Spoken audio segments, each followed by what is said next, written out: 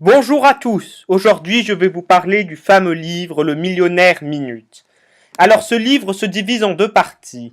La première partie regroupe tous les conseils théoriques pour arriver le plus vite possible vers la richesse financière.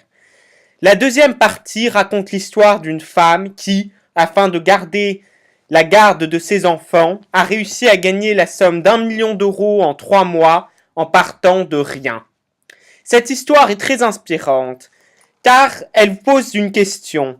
Si vous étiez dans un cas désespéré, sous une pression énorme, jusqu'à quel moyen pourriez-vous parvenir pour réussir à gagner de l'argent? Jusqu'à quoi seriez-vous capable?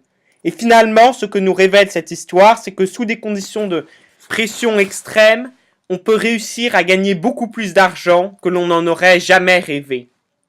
Il y a pas mal d'astuces assez originales qui sont utilisées pour gagner de l'argent dans un laps de temps si court. Par exemple, distribuer dans la rue au hasard aux gens des tracts indiquant que si les gens nous aident à trouver une affaire immobilière exceptionnelle que l'on prend, alors on leur donnera 1 000 $.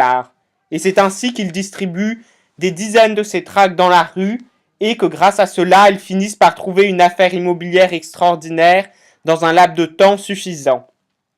Ce livre raconte aussi toutes les difficultés et les manières de les remonter qu'il y a lorsqu'on crée une entreprise. Par exemple, la résistance aux circonstances imprévues. Il montre aussi qu'avant tout, devenir riche, c'est avant tout posséder une force psychologique face à toutes les aventures du destin, mais que finalement, c'est quelque chose qui n'est pas facile, mais qui est relativement simple. Dire que cela est simple, cela signifie que c'est un chemin que beaucoup ont accompli avant vous, et que donc la marche à suivre est déjà tracée. En revanche, même si le chemin pour devenir riche est déjà connu, cela requiert toujours de l'effort pour le franchir. Merci à tous et à bientôt.